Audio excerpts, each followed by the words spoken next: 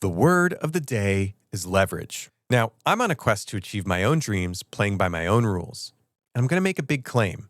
Right now might be the perfect time to do just that and build your own advantage in the world. If you've been watching or listening for any amount of time, you know that I come from a background in filmmaking as a cinematographer. And I've had a little revelation as of late. As I've been experimenting with establishing my voice beyond just being a cinematographer, I've started to notice a few things. The building blocks for independent success, they already exist. They're already here today. The problem is that most creatives and people in general are not taking advantage at all and missing out entirely. They're bound up in old frameworks and mindsets that are keeping them boxed in. So there's kind of three things that go along with these realizations I was having. First, tech is cheap. Think about your iPhone. You can make market competitive content and visuals on your own mobile device. There is no barrier to entry anymore. Distribution is free. Think about YouTube. You have instant access to a global audience. All you have to do is figure out how to get people to click on what you post. And marketing is direct. We live in a world of email lists and social media. You can speak directly to your people whenever you want. So the bottom line is this: you don't need gatekeepers to open doors for you anymore. Frankly, you can build your own house and put whatever doors you want in there. Now, a lot of this reminds me of my music days back in Boston when I was playing guitar and singing in a rock band. We worked so hard for years to build up a following and start doing more in the industry. And every industry contact we made had the same advice.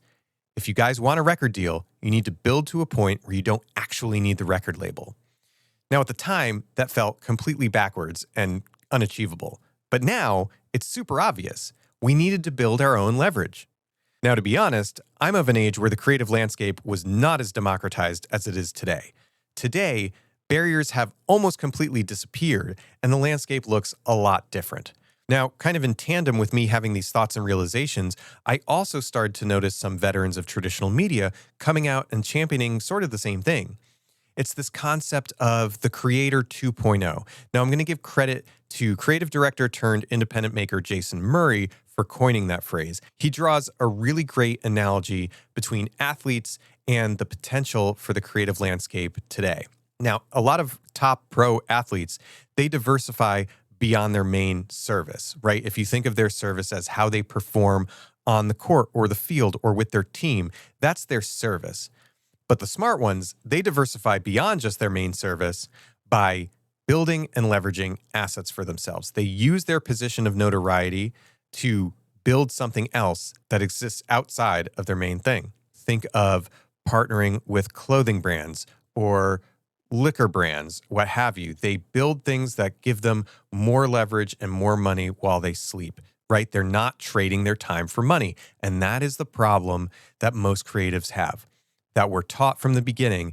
In order to get money, you need to trade time, right? If you're trying to become a creative director at an agency, you're climbing that ladder internally. You're sinking in a lot of time to get notoriety and then earn that bigger paycheck, right? If you're coming from the film world like me, you're sinking a lot of time in on set. The more days on set you work, the more money you make. It is a direct trade, time for money, right? Now, you can always trade time for money, but building and leveraging your own assets is going to be how creatives now and into the future build sustainable and lucrative careers.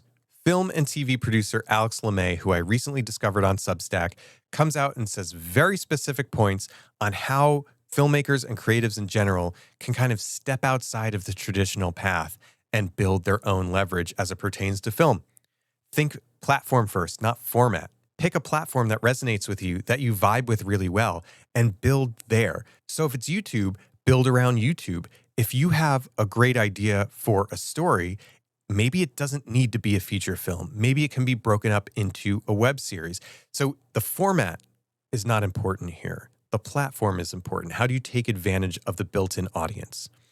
Another point is package your ideas up as intellectual property, not just story concepts. So the example I think of for some reason right off the top of my head is the series The Umbrella Academy. Now, it's a 4 or 5 season series on Netflix, but that started life as a graphic novel, which I think was written by the singer of My Chemical Romance. I'm pretty sure that's right. Anyway, it started life as a graphic novel, and that is the IP that got built out and developed into a series for Netflix. So your idea doesn't just need to exist in this box. It can look like a lot of different things. So think outside that box and think about how you can take your ideas and package them into something unique as an IP. Now, you can use platforms like YouTube to test and build an audience. Again, going back to my earlier point, you have a global built-in audience. You just need to figure out how to get people to click on what you're posting. And the point that Alex is making in the most recent article I read, which I will link in the show notes in the description, is make it on your own terms. This goes back to what all those people in the music industry were telling my band and I back in the day. Make it on your own terms so that Netflix or something similar comes knocking on your door. They come to you. Now, to take it a step further, the indie film giant A24 has officially greenlit the production of the science fiction horror film The Back Rooms, which started life as a YouTube series and has gained millions of views and gained so much traction that it couldn't be ignored any longer.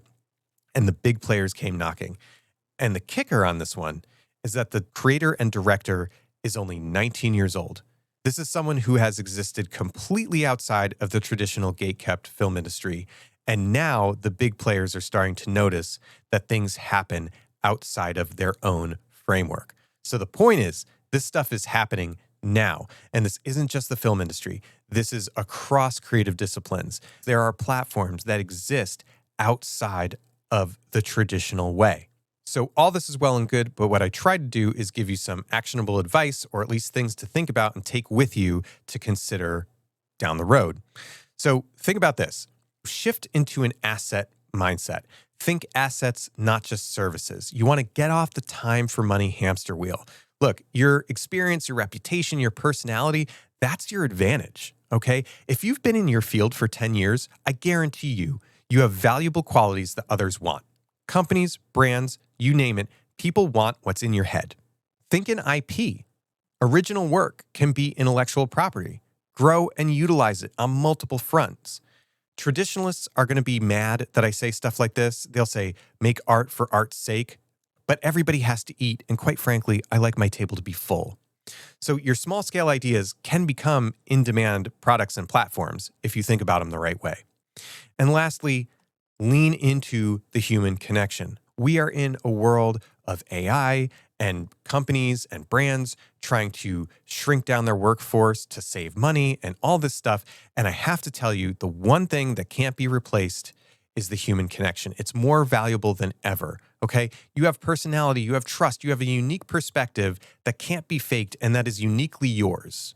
I'm a great example. I'm just some guy on the internet. Yet if you've watched or listened this far, here you are, and I'm saying something you want to listen to. So here's the truth. Traditional creative careers aren't just unstable. They're designed to keep you dependent. They're designed to keep you in a box. Every month you're waiting for validation from somebody else means you're choosing their limitations over your own potential. It's about who you are, not just what you do. You can create your own destiny by creating your own demand. And that, my friends, is leverage. Thanks so much for being here, for watching and listening. My name is Drew, and this is No Set Path. I have a newsletter on Substack called Creative Balance. I'm going to link to it in the description and the show notes. I hope I will see you there. And until next time, take it easy.